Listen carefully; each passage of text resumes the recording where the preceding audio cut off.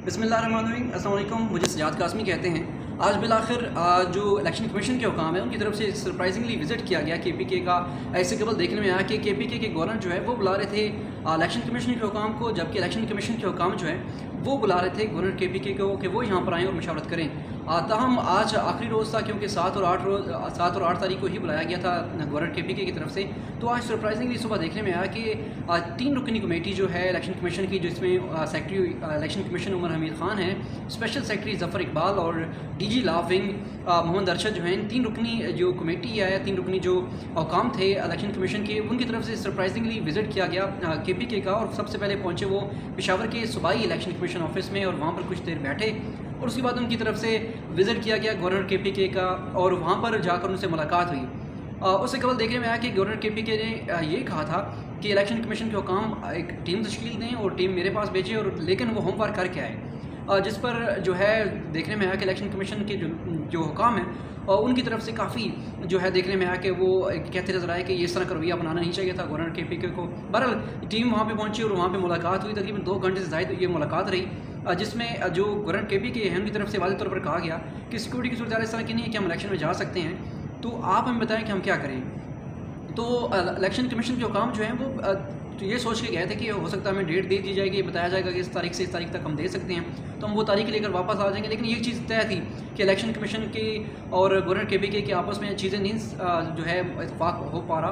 तो ये भी चीज़ें सामने आ ये वाज़ेह था कि हो सकता है कि इलेक्शन कमीशन को जो है वो दोबारा कुछ डायरेक्शन दी जाए, दोबारा कहा जाए कि आप हमें एक दिन दे दें या एक हफ़्ता दे दें, उसके बाद हम देखते हैं क्या करते हैं। बहरहाल जो इलेक्शन कमीशन का काम है वापस आ चुके हैं, और उनकी तरफ से चीफ को ब्रीफ भी किया गया, चीफ इलेक्शन कमिश्नर को, और चीफ इलेक्शन कमिश्नर ने जो है अब बुलाया, ये तय पाया कि जो गवर्नर KPK हैं वो दोबारा विजिट करेंगे सेक्रेटरीट का यहाँ पर इस्लामाबाद में, और दोबारा से इस पर मुशावरत की जाएगी। अब देखना है कि वो कब विजिट करते हैं, लेकिन एक्सपेक्टेडली है कि हो सकता है कि इसी हफ्ते के आखिर तक जो है वो विजिट करेंगे।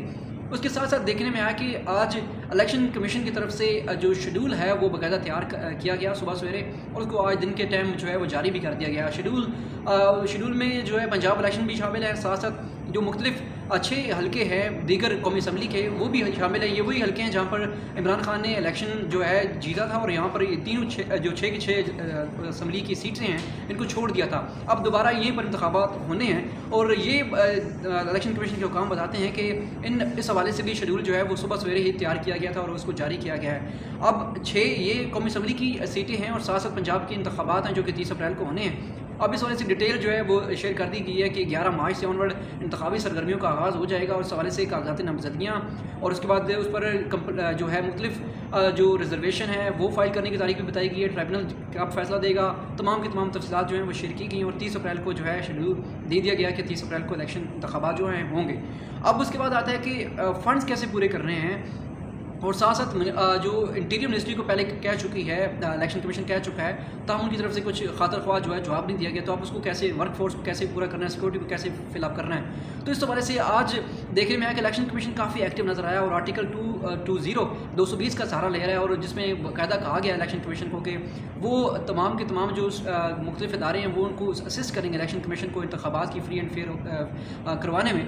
तो अब इसको यूज़ करता हुआ नजर आया इलेक्शन कमीशन। उसने आज कुछ ख़त भी अरसाल किए हैं और तलब किया है 2 अहम वजारतों को। एक देखने में आया कि पहले सेक्रेटरी फाइनेंस हैं उनको, और सेक्रेटरी जो वजारत दाखिला हैं उनको तलब किया गया, और उनको कहा गया कि कल पेश हों, लेकिन उसके बाद ये कहा गया कि अब उनको मंडे को बुलाया जा रहा है, और दोनों से ही ये कहा जाएगा कि आप फाइनेंस को सेक्रेटरी को ये कहा जाएगा कि 25 अरब अरेंज करके दें, और साथ जो सेक्रेटरी दाखिला उनको ये कहा जाएगा कि आप हमें 1,17,000 के करीब जो है वर्कफोर्स को जो सिक्योरिटी है वो जो है वो दें। इससे कबल जो गुज़िश्ता मुलाकात हुई थी सेक्रेटरी इंटीरियर मिनिस्ट्री की, यहाँ पर जो ये मुलाकात हुई थी इलेक्शन कमीशन में, उसमें ये वाज़ेह तौर पर कहा गया था कि हमें आप लिख कर दें कि आपको इतने लोग चाहिए, कितनी सिक्योरिटी चाहिए, तो उसके बाद हम जो है वज़ारत दिफा को रिक्वेस्ट करेंगे। लेकिन आज शाम के टाइम एक और डेवलपमेंट ये हुई कि इलेक्शन कमीशन की तरफ से अब जो है वज़ारत दिफा को भी कहा गया है, और वज़ारत दिफा के साथ साथ मिनिस्ट्री ऑफ जो MOD है,